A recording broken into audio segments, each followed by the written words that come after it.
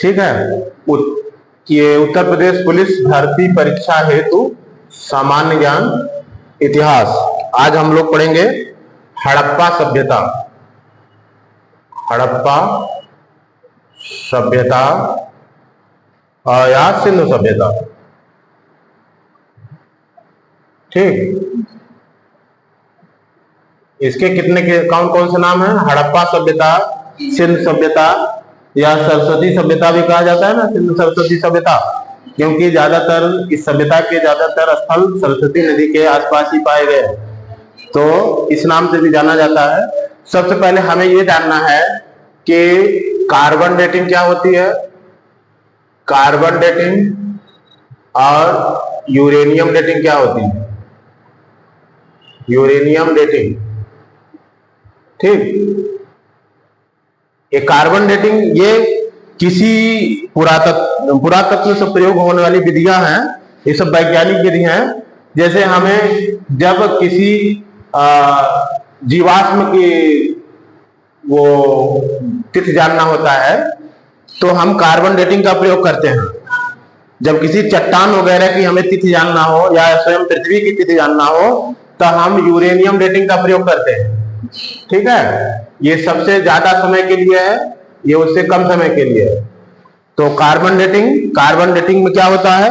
Radio carbon C14 जैसे नवीन काल निर्धारण पद्धति के द्वारा हड़प्पा सभ्यता, हाँ, जो ये इससे भी डेटिंग की जाती है, जो हड़प्पा इसी के द्वारा कार्बन डेटिंग के द्वारा जो काल निर्धारण किया जाता है, तो उसमें जो हड़प्पा सभ्यता का काल समझ में आता है। हड़प्पा सभ्यता, इसके अंतर्गत C14 होता है कार्बन डेटिंग में। किसका प्रयोग होता है? C14 का, हाँ, C14 कार्बन 14, ठीक। तो इस डेटिंग के अनुसार हड़प्पा सभ्यता की तिथि 2350 से 1750 ईस्वी मानी जाती है। कितना? 2350 ईसा पूर्व से 1750 ईसा पूर्व, ठीक ना। और ज्यादातर ये जो अगर इसके पूरे कालों को लिया जाए, जब वो सभ्यता की शुरुआत हो रही थी, जब सभ्यता नष्ट हो रही थी, तो पूरे अगर लिया जाए तो इसको हम सामान्यतः 2500 से 1500 मान लेते हैं, है ना। ये हम किसका काल मानते हैं? सिंधु घाटी या सिंधु सभ्यता काल, ठीक। तो ये हो गया आपका सिंधु सभ्यता। फिर हड़प्पा सभ्यता आद्य ऐतिहासिक काल की कांस्ययुगीन सभ्यता है। क्या है हड़प्पा सभ्यता? क्या है? पहली बात तो आद्य ऐतिहासिक है। आद्य ऐतिहासिक का मतलब हमने बताया है, क्या बताया है कि इतिहास लेखन में किसका प्रयोग होता है? यहां पर इस काल के इतिहास लेखन में प्रयोग होता है पुरातात्विक साक्ष्यों का, पुरातात्विक साक्ष्यों या स्रोतों का, ठीक है, जो स्रोत होते हैं। और दूसरी बात यह है कि लेखन कला को इस काल में ज्ञान था, लेखन कला थी, लेकिन उसको पढ़ा नहीं जा सका, अर्थात इतिहास लेखन में प्रयोग नहीं हुआ, ठीक। दूसरी बात, ये कांस्य युगीन थी। कांस्य युगीन मतलब यहां पर मानव आते आते तांबे के अलावा मतलब कांसे का प्रयोग करने लगा था।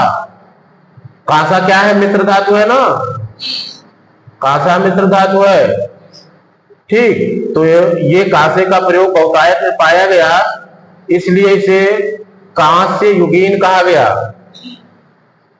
कांस्य युगीन सभ्यता, ठीक है, कांस्य युगीन सभ्यता। कौन?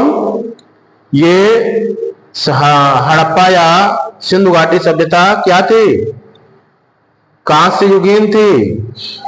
वर्ष 1921 में दयाराम साहनी ने हड़प्पा स्थल की खुदाई कराई। हड़प्पा स्थल की खुदाई किसने कराई थी सबसे पहले? हाँ, 1921 में हड़प्पा की खुदाई कराई थी दयाराम साहनी ने। दयाराम साहनी ने, ठीक है। ये है आपका दयाराम साहनी ने खुदाई कराई थी। और एक बृहद नगरीय ढांचे का अवशेष प्राप्त हुआ। हाँ, इस खुदाई में क्या मिला था? बृहद नगरीय ढांचा। बृहद नगरीय ढांचा पाया गया कि यहाँ पर एक नगर था। कहने का मतलब है कि सिंधु सभ्यता क्या थी? नगरीय सभ्यता थी। सिंधु सभ्यता नगरीय सभ्यता थी। और वैदिक संस्कृति क्या थी? वैदिक संस्कृति ग्रामीण थी, है ना। क्योंकि यहाँ पर सिंधु को हम सभ्यता के नाम से जानेंगे, क्योंकि यहाँ पर पूरा शहर था, पूरा निर्माण कार्य था, ठीक है। लेकिन वैदिक को हम संस्कृत कहेंगे, क्योंकि वो ग्रामीण थी और एक प्रकार से यावरी लाइफ थी, घुमक्कड़ जीवन था, ठीक है। आगे बढ़ते हैं। हड़प्पा सभ्यता का क्षेत्रफल लगभग कितना है? 12,99,600 वर्ग किलोमीटर। 12,99,600 वर्ग किलोमीटर। ये क्या है? लगभग हड़प्पा सभ्यता का क्षेत्र है 12,99,600। 12,99,600 ये है कितना वर्ग किलोमीटर। यह सभ्यता उत्तर प्रदेश में मांडा से दक्षिण में दहमाबाद, जैसे आप इसको अगर हम ईस्ट वेस्ट नॉर्थ साउथ के हिसाब से बांट ले तो क्या होगा? उत्तर में ये उत्तर होगा मांडा, उत्तर में मांडा। तो ये दक्षिण होगा, दक्षिण में दहमाबाद, ठीक है। तो ये पश्चिम होगा, पश्चिम में कहा? हाँ, सुतका गे डोर। ये कहाँ पड़ेगा वर्तमान में? सुतका गे डोर पाकिस्तान पड़ेगा ना। हाँ, बलूचिस्तान। और क्या पड़ेगा? पूरब में आलमगीरपुर,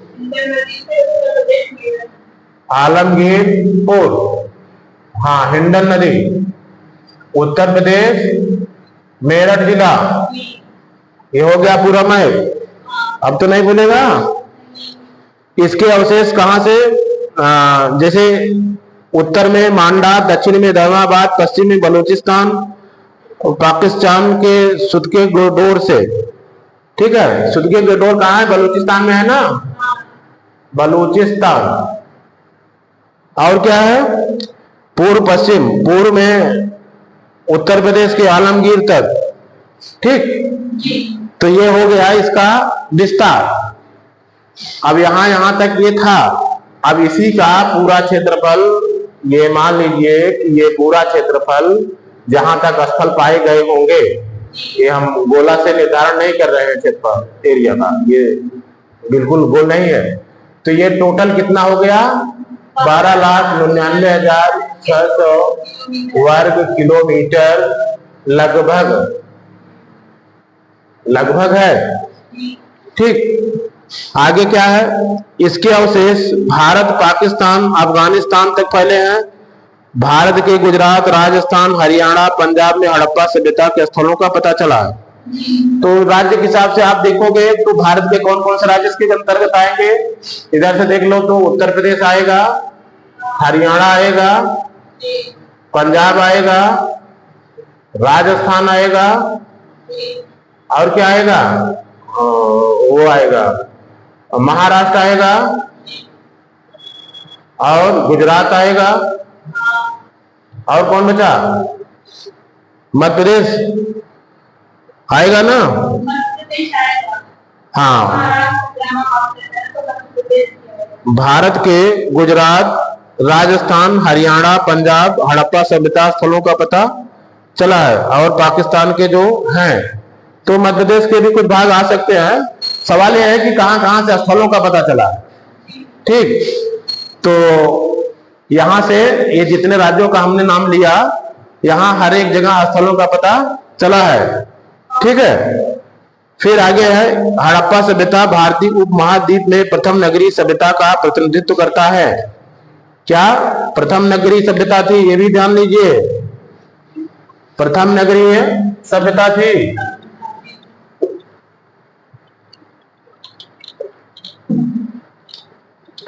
क्योंकि इसके पहले नगरों के साक्ष्य तो मिलते नहीं, जो भी साक्ष्य प्रथम पहली बार प्रथम नगरीय सभ्यता, प्रथम नगरीय सभ्यता थी ये। ठीक, कौन थी, हड़प्पा सभ्यता थी। ठीक, अभी आपको देख लीजिए, ये 2500 से 1500 ईसा पूर्व था ना, 2500 से 1500 ईसा पूर्व, और ये नगरी थी। फिर इसके बाद आता है इंडस वो वैदिक काल, तो 1500 से 600 ना, तो क्या थी, ग्रामीण थी। फिर इसके बाद पुनः नगरी, द्वितीय नगरी क्रांति कब आता है, महाजनपद काल, मतलब 600 ईसा पूर्व का काल, इसी को द्वितीय नगरीय क्रांति कहते हैं। द्वितीय नगरीय क्रांति है ना, ये कब का है, महाजनपद काल, महाजनपद काल। तो प्रथम नगरीय सभ्यता थी कौन सा, हड़प्पा सभ्यता, हड़प्पा सभ्यता प्रथम नगरीय सभ्यता थी। क्लियर हो गया। हड़प्पा सभ्यता स्थल से, ठीक है, ये भारतीय उपमहाद्वीप में प्रथम नगरीय सभ्यता का प्रतिनिधित्व करता है। हड़प्पा सभ्यता स्थल से प्राप्त नगरीय अवशेष प्रायः दो भागों में विभाजित हैं, ऊपरी तथा निम्न भाग। ऊपरी भाग शासक वर्ग, मतलब जो अवशेष हैं उनके आधार पर जो हम ये महसूस करते हैं कि ये नगरों का बनावट लगभग कैसा था, तो ये ऊपरी भाग इसको कह सकते हैं जहां शासक वर्ग रहा करते थे, और दूसरा क्या था, निचला नगर जहां आम जनता रहती थी, आम जनता। ठीक है, ये लगभग एक साथ पाए जाते थे, यही ना, एक साथ पाए जाते थे। राजकीय ये जो ऊपरी भाग था जहां शासक वर्ग था, वहां पर राजकीय इमारतें, खाद्य भंडार, गृह इत्यादि निर्मित थे, जबकि निम्न भाग में छोटे भवनों का साक्ष्य मिले हैं। क्योंकि यहाँ पर खाद्य भंडार और या बड़े भवन ये सब ऊपरी भाग में पाए गए, जिससे आप इसको शासक वर्ग कह सकते हो, है ना। जो भी बड़े जो निर्माण है ये ऊपरी भाग में पाए गए, और निचले भाग में छोटे घरों के साक्ष्य मिले हैं, इसलिए छोटे घरों के साथ, इसलिए इन्हें हम आम जनता के लिए निवास स्थान कह सकते हैं। ठीक, सभी भवन समान क्षेत्रफल में निर्मित हैं, और ये सड़कों के किनारे एक आधार पर निर्मित है। जैसे बड़ा ही सिस्टमेटिक प्लान था सिंधु घाटी का, जैसे ये सड़कें जो है एक दूसरे को समकोण पर काटती थी। क्या? हाँ, सड़कें समकोण पर काटती थी। दूसरी सबसे अच्छी बात आप देखोगे कि जो घर हुआ करते थे, घर मुख्य सड़कों पर, उनके दरवाजे मुख्य सड़कों पर नहीं होते थे, वो केवल यात्रा के लिए था, और उनके दरवाजे पीछे गलियों में खुलते थे। ऐसी रचना थी। मान लीजिए गली है, ये डबल लाइन वाला मुख्य सड़क है, ठीक, तो यहाँ बीच में गलियां भी होती थी, तो ये गलियां के दरवाजे यहाँ खुलते थे। जैसे आज हम महसूस नहीं करते कि मेन रोड पर, हम महसूस करते हैं कि अगर मेन रोड पर हमारा दरवाजा है तो हम स्वास्थ्य की दृष्टि से, पर्यावरण की दृष्टि से अच्छा नहीं है। तो सेम बातें उस समय ये सोचा जाता था। उस समय इस सोच के साथ इनकी सभ्यता थी, है ना। कितना अच्छा था, बिल्कुल प्लान्ड। जैसे कि आज भी नहीं है कि समकोण पर काटती सड़कों पर कोई नगर बसाया जाए, ठीक है। तो ऐसा ही उस समय था, ठीक। लोथल एक अपवाद है। यहाँ निवासियों ने नगरों तथा घरों के विन्यास के लिए ग्रीक पद्धति अपनाई थी। प्रत्येक सड़क तथा गली के दोनों ओर पक्की नालियां निर्मित थी। सड़कों के नीचे बड़ी नालियां निर्मित थी, ठीक है। पानी का निकास की बहुत ही उत्तम व्यवस्था हुआ करती थी। यहाँ पर नालियां निर्मित थी। नालियां पानी के निकास के लिए बहुत ही उत्तम व्यवस्था हुआ करती थी उस काल में, ठीक है। फिर भवनों का निर्माण पक्की ईंटों से हुआ था। हड़प्पा सभ्यता के निकास प्रणाली इसके शहरीकरण की पद्धति की विशेषता है। इसके समकालीन मिस्र, मेसोपोटामिया की सभ्यता में अनुपस्थित थी। भवनों में स्नानागार बनाए जाते थे और पानी के निकास हेतु पाइपों का निर्माण किया जाता था। ये भी है कि जो आधुनिक भवनों में जितनी जो पद्धति आप देखते हो, स्नानागार वगैरह, ये सब स्नानागार, पानी के निकास की नालियां, ठीक, ये सब कुछ कहां पाए जाते थे? भवनों में पाए जाते थे, ठीक है। तो कुल मिलाकर के बहुत ही उत्तम सभ्यता थी ये सिंधु घाटी की सभ्यता।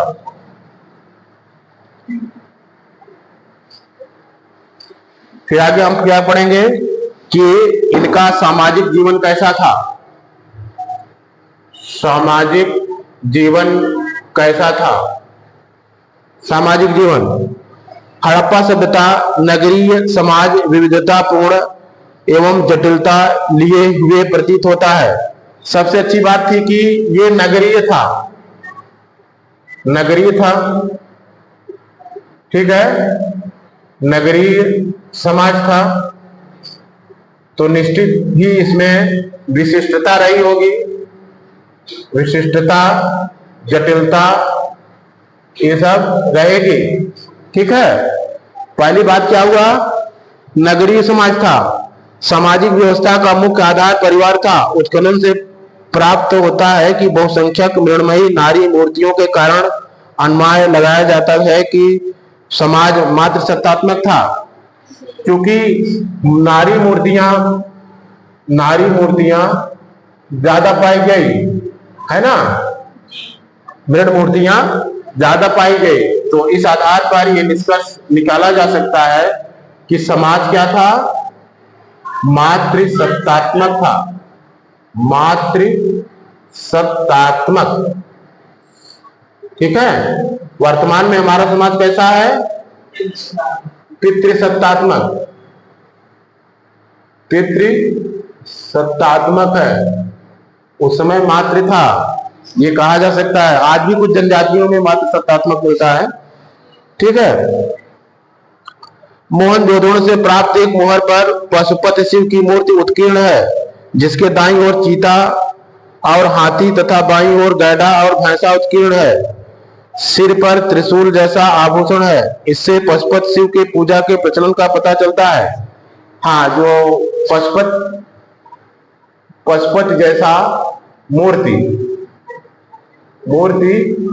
पाए जाने के आधार पर हम ये कह सकते हैं कि ये शिव का प्राचीन रूप रहा होगा, ठीक है। और ये पशुपति की पूजा होती थी, ऐसा कहा जा सकता है। पूजा होती थी ऐसा कहा जा सकता है, ठीक है, कहा जा सकता है।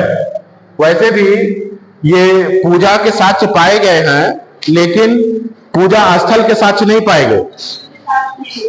पूजा स्थल के साक्ष्य अर्थात मंदिर जैसी कोई संरचना नहीं पाई गई। इसलिए हम ये कह सकते हैं कि ये लोग लौकिक थे, आध्यात्मिकता में बहुत ज्यादा जोर नहीं था, हालांकि समान रूप से पूजा पाठ वगैरह करते थे, ठीक है। और कुबड़ वाला बैल तथा श्रृंग युक्त पशु पवित्र पशु थे। गाय का अंकन मोहरों पर नहीं दिखता, किंतु पवित्रता में निर्विवाद रूप से रही होगी। बैल को पशुपति नाथ का वाहन माना जाता था तथा पख्ता एक पवित्र पक्षी माना जाता था, ठीक है। कुबड़ वाला बैल भी पाया गया था। कुबड़ वाला बैल, हालांकि गाय का प्रयोग, गाय का अंकन जो है मोहरों पर नहीं मिलता है। गाय का अंकन मोहरों पर नहीं मिलता है।